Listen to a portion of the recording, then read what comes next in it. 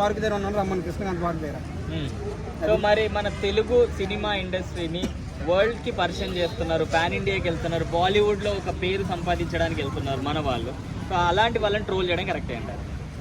అంత కరెక్ట్ కాదు, మనం చేస్తాం, వెళ్తాం. బాలీవుడ్ ఏంటి అది బాలీవుడ్ కన్నా ఇంకేముంటే వెళ్ళిపోతారు. ఎందుకంటే మనలో ఫస్ట్ ఆఫ్ ఆల్ ఇది చేస్తాను కదా, నాకు సపోర్ట్ చేసే వాళ్ళు కొంతమంది ఇప్పుడు ఇలాగే ఉంటది, కొట్టుకున్నాడు అది ఉన్నాడు ఇది ఉన్నాడు చెప్పి బూట్లు వస్తాయి, అటు ఓడితే ముందుకు వస్తే మాట్లాడుతున్నాను. ఎలా ఉంటే ఈ రోజు ఎంతవరకు వెళ్ళాడు అంతవరకు వెళ్తుంది. హాలీవుడ్ ఏంటి బాలీవుడ్ ఏంటి అమ్మాయి ఏ వుడ్ ఏంటి వెళ్ళిపోతాడు. ఎందుకంటే అలా ఉన్నారు, అలా యాడ్ చేస్తున్నారు, కథలోనే మన దగ్గర. సో మరి ఈ సినిమా వార్ 2 నుంచి టీజర్ వచ్చినప్పటి నుంచి కూడా ఎన్టీఆర్ గారిని ట్రోల్ చేస్తున్నారు. టీజర్ వచ్చినప్పుడు స్క్రీన్ స్పేస్ ఇవ్వలేదని చెప్పి, ట్రైలర్ వచ్చినప్పుడు యాప్స్ గ్రాఫిక్స్తో పెట్టారని చెప్పేసి, ఇప్పుడు సాంగ్ వస్తే ఆయన హైట్ పొట్టిగా కనిపిస్తున్నారు. ఎందుకు ఎన్టీఆర్ గారిని టార్గెట్ చేశారు? ఆ కథ తగ్గట్టుగా ఏదైనా ఉంటుందన్న, ఎవరిని ఎక్కువ కాదు తక్కువగా చూపించే డైరెక్టర్గా అంత విమర్శించే మనుషులు కాదు కదా. ఎందుకంటే వాళ్ళ మీద ఫస్ట్ పడేది వాళ్ళకే, డైరెక్టర్లకే. ఎందుకంటే RRR సినిమాలో రామ్ చరణ్ ఎక్కువ చూపించాడు, ఎన్టీఆర్ తక్కువ చూపించాడు, కొంతమంది ఆ రోజు మాట్లాడారు. సినిమా చూసిన తర్వాత ఇద్దరు హైలైట్గా ఉన్నారు, సూపర్గా ఉన్నారు అని అన్నారు. ఈరోజు రేపు కూడా అదే వచ్చేమో ఎవరికి తెలుసు, అంతే కదా. టీజర్లో ఎంత చూపడుతుంది, 1 నిమిషంకే నువ్వు అంత అయిపోతే, సినిమా 3 గంటలు అతను తీసింది, అతనే అంత అయిపోలే.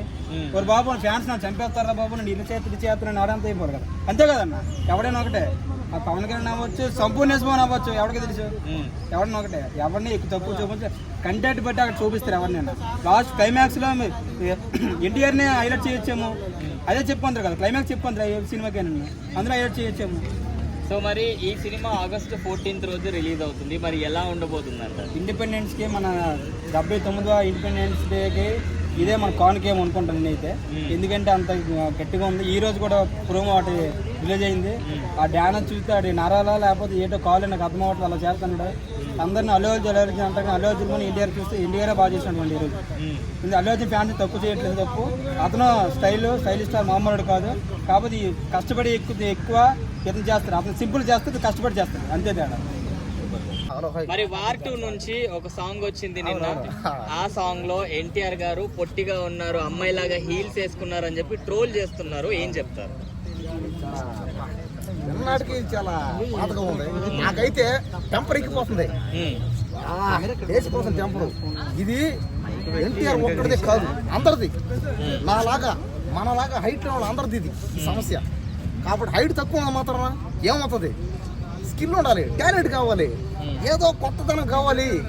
10 మందికి ఏం చేయాలి, పంచాలి, 10 మందిని ప్రేమించాలి.